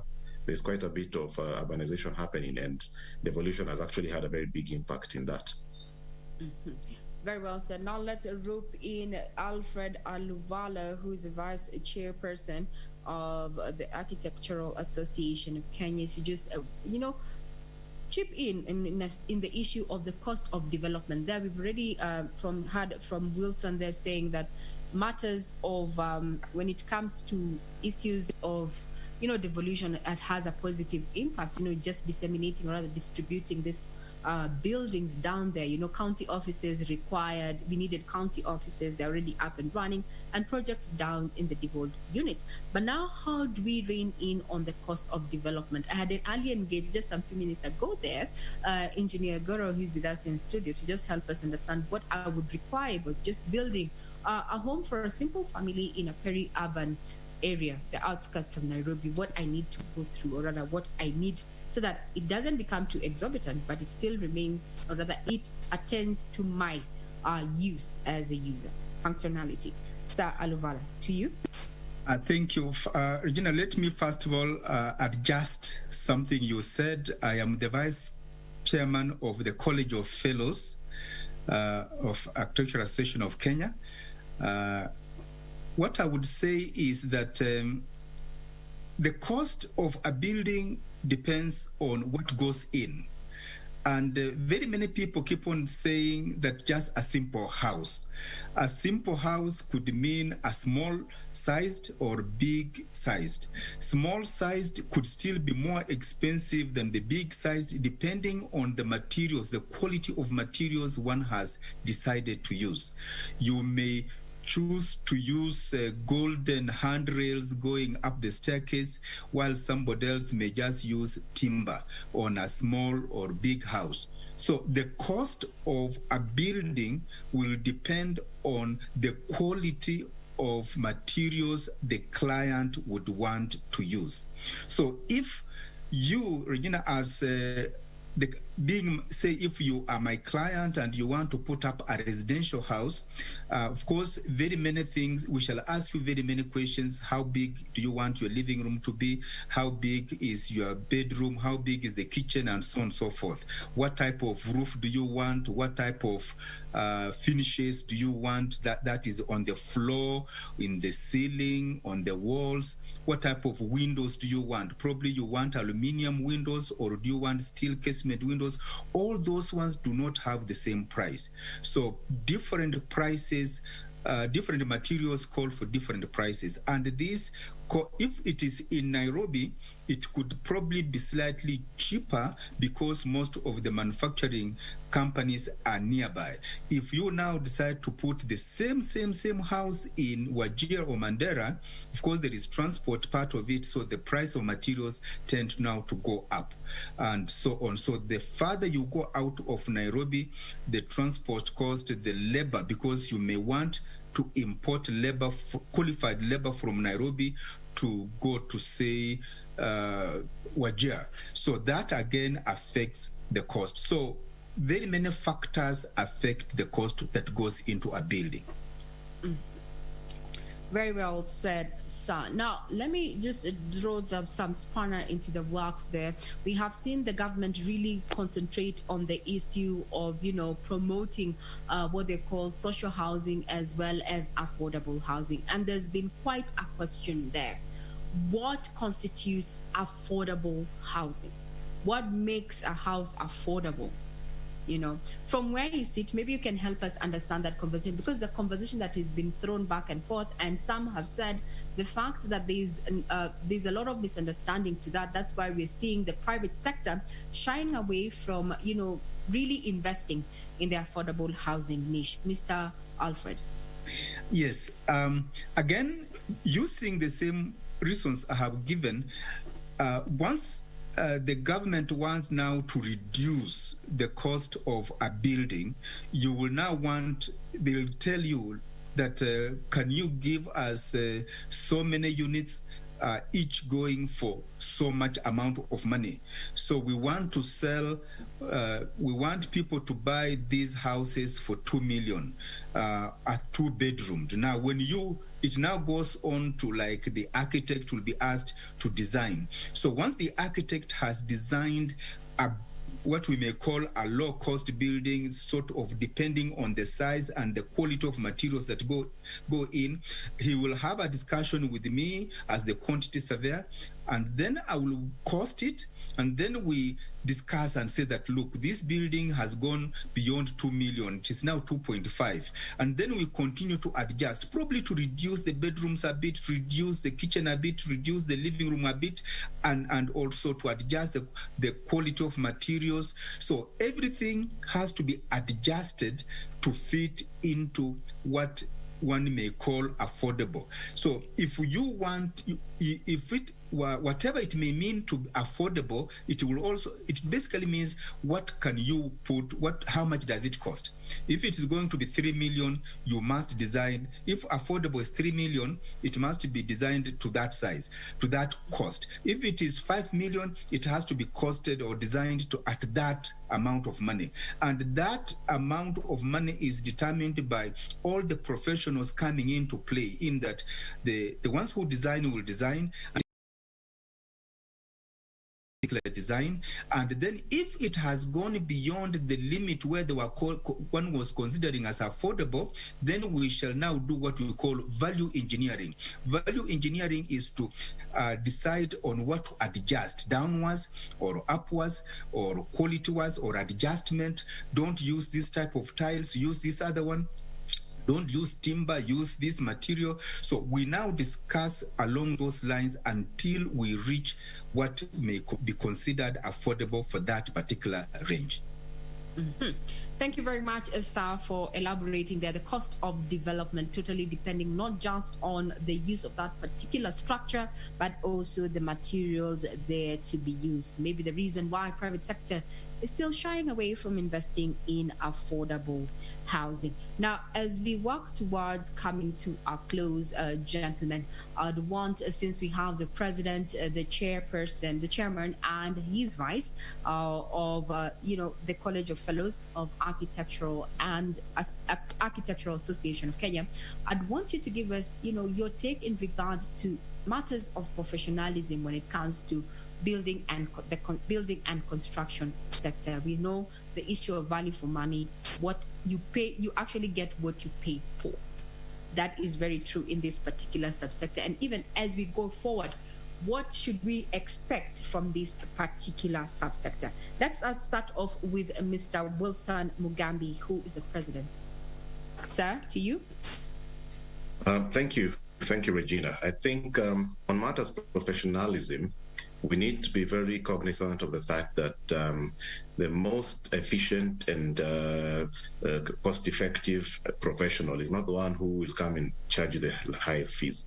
Professionalism is actually an individual trait, but it can actually be enhanced. And that is why we have the Architecture Association of Kenya, which brings about 7 classes of professionals, and we pride ourselves in being the largest association of built environment professionals.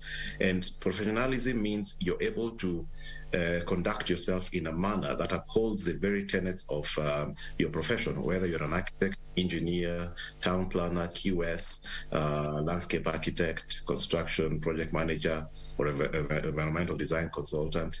As in all those professionals, there are certain guidelines that they're meant to follow. And it's not even just about being very adherent to the legal element. It also means being true to your craft. And we have many of such professionals in Kenya. It says that people are shy from engaging them. They fear the element of cost factor and whatnot.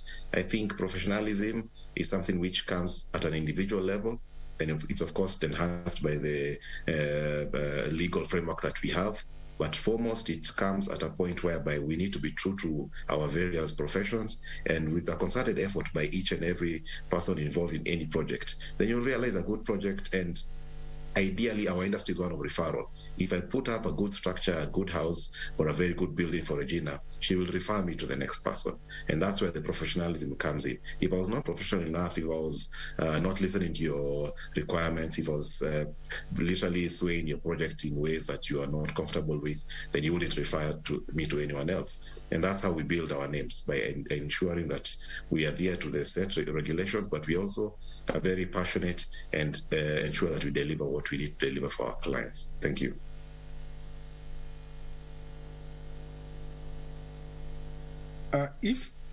If I can add on, Regina, are we together?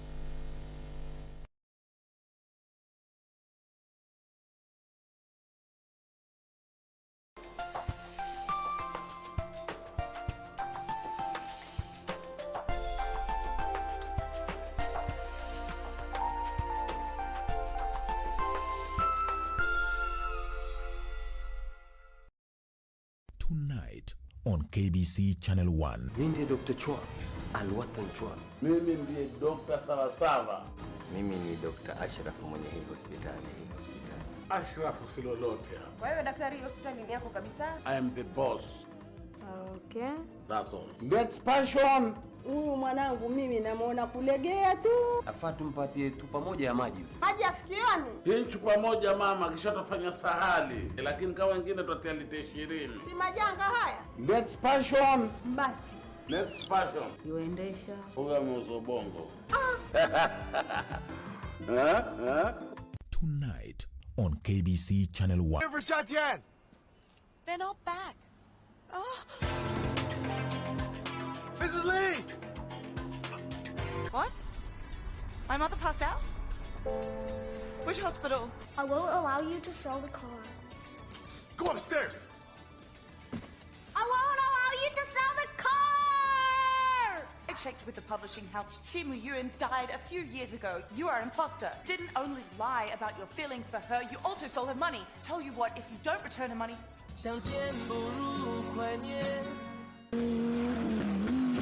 The greatest rally in the world is back in Kenya. Catch all the action of WRC Safari Rally live and exclusive on KBC Channel 1 from 24th to 27th June. See the world's best drivers navigate their machines on Kenya's rough terrain at breakneck speeds. Experience the thrills, adrenaline, drama and excitement as man and machine do battle. Don't miss out. WRC Safari Rally, live and exclusive on KBC Channel 1, your true sports partner.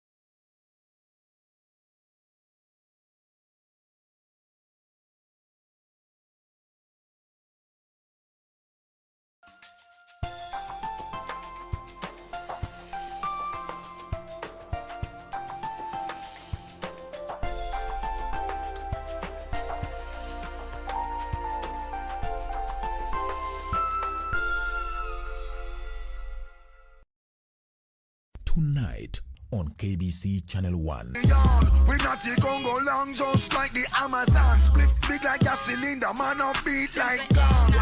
That's my word. Time for me do it now. I hope you heard, girl. I found true love, and it feels like freedom. Oh my God. I'll give you all you want. Don't even have to ask. What will you give me in return? Give you all my love, my love, my love, my love, my love. I feel like I'm failing in what I was put on this earth to do. I want to make a difference, like you did.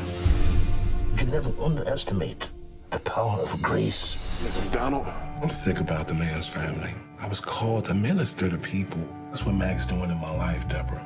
Showing me what my heart really is. So you thought you Just answer me this, Sam. What is there to believe in, man? I know we in this together, man. you do, so we think that you're good. I promise to pray for you every day, ask your forgiveness, grant you the same, and be your friend always. That is the grace card.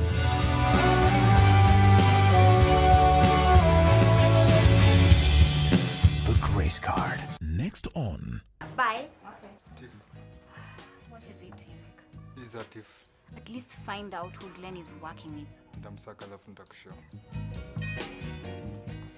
Kama unataka uzuri, usichukue pesa ya huyo mama. Utaenda jela. Unataka kumwaga uga. What do you think is going to happen once you solve your father's mystery? Let's wait and see. If I go down for anything whatsoever, you better believe I'm taking Joel and Chris with me. I can't take this anymore. I'm done. Cheki, mimi naona tuishie. Wewe zidi. So this is your game plan?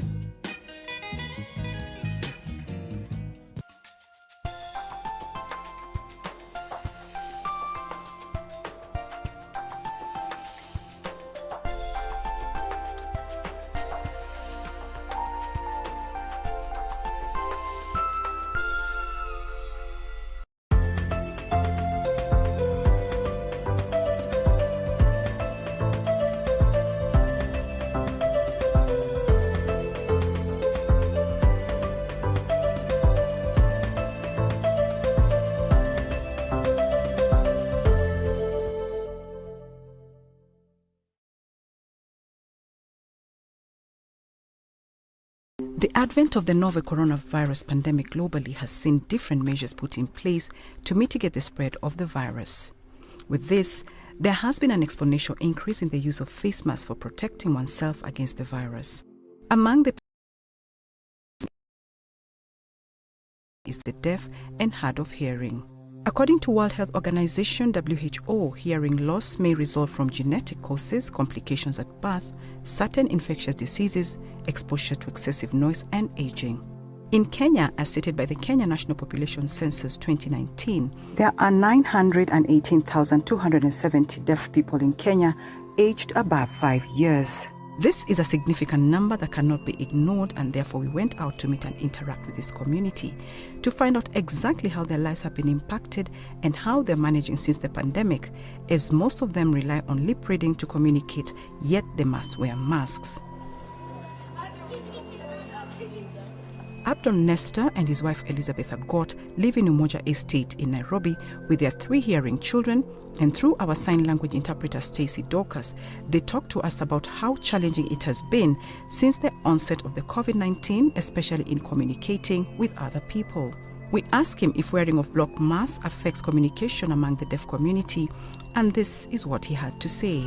So it does affect, especially wearing of masks, because when you wear the mask, it blocks the mouth, and that's, if you're communicating with a hearing person, you are unable to see what they're saying because that person does not know sign language. So that's how it blocks communication.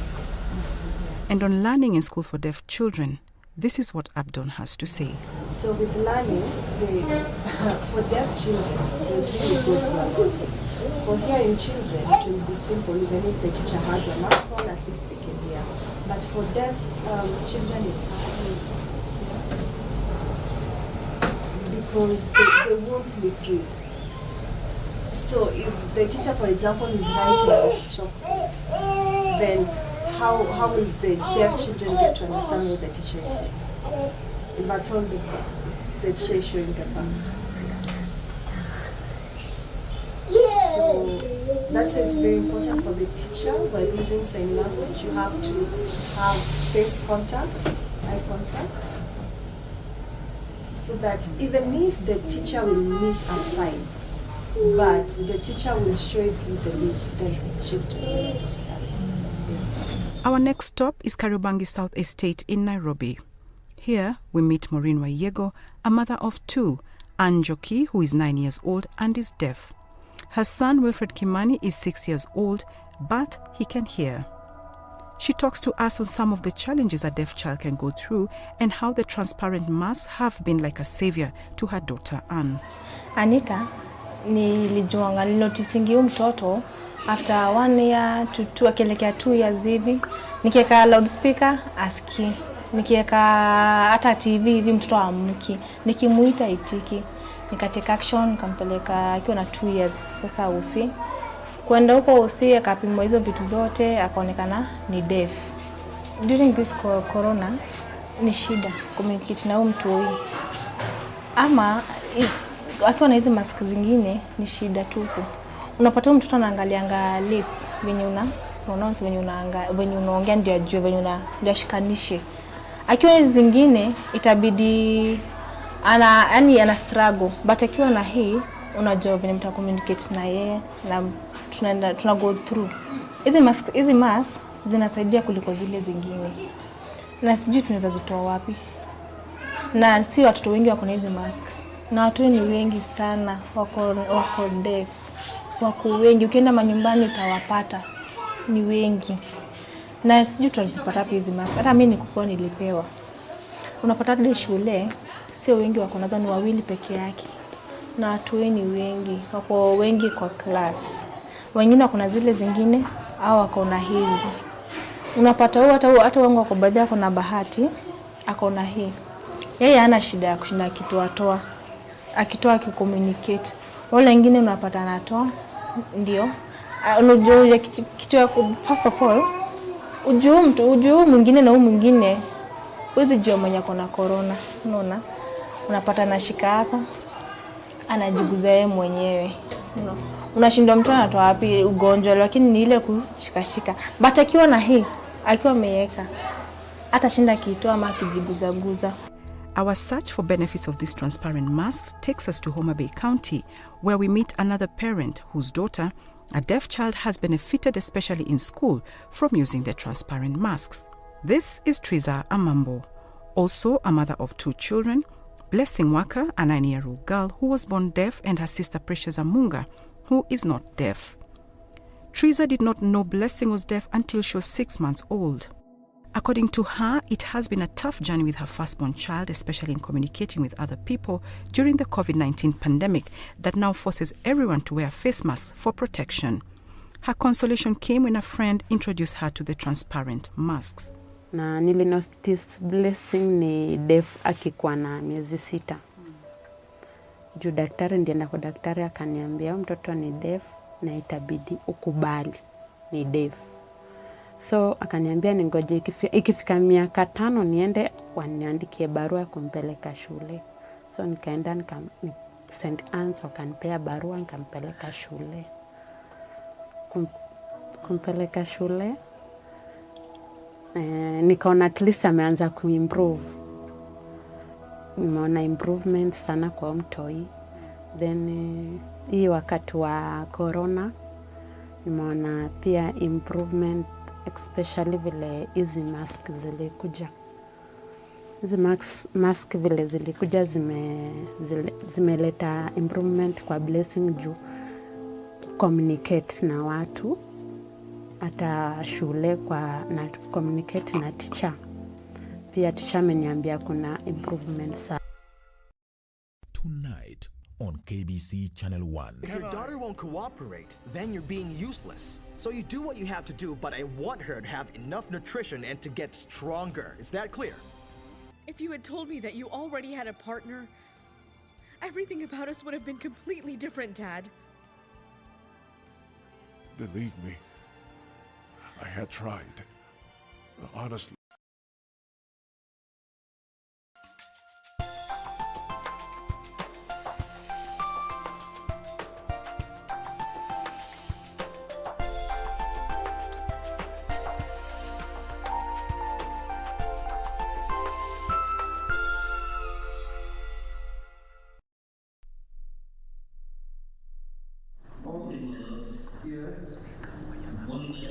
Untitled Online. You Mr. Please introduce yourself, counsel. Yes, morning, my lords. I'm joining online. My name is Justice Munikia. I found it caring for IBC and Professor Eustace, Inspector Petition number 8. All right, thank you, Mr. Munikia. Thank you.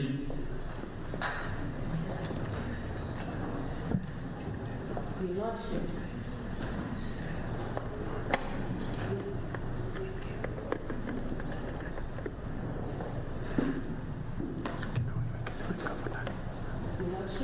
Is the microphone on? It doesn't seem to be. Margaret? I'm audible. I'm audible enough? Yes. I'm Ms. Mibuto, appearing with Senior Counsel Mother Kajua for the second, third, and fourth ambush hearing. All right, thank you.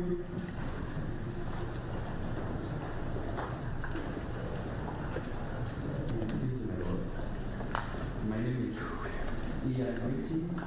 I'm appearing together with the Phil Mutua and just for the event as well.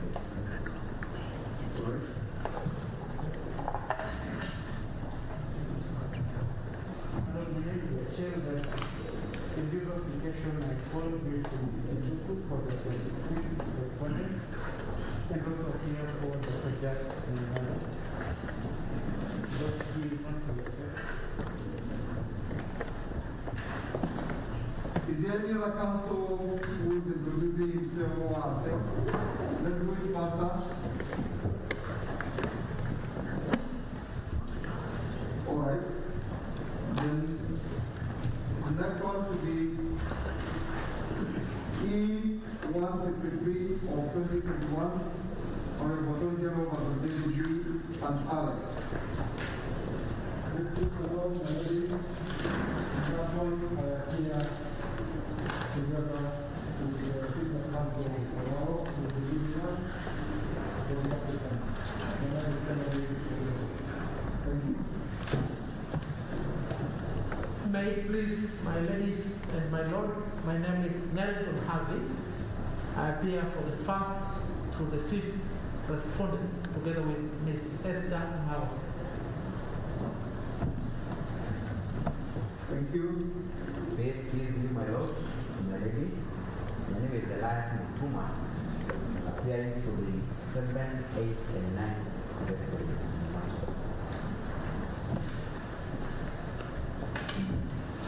All right.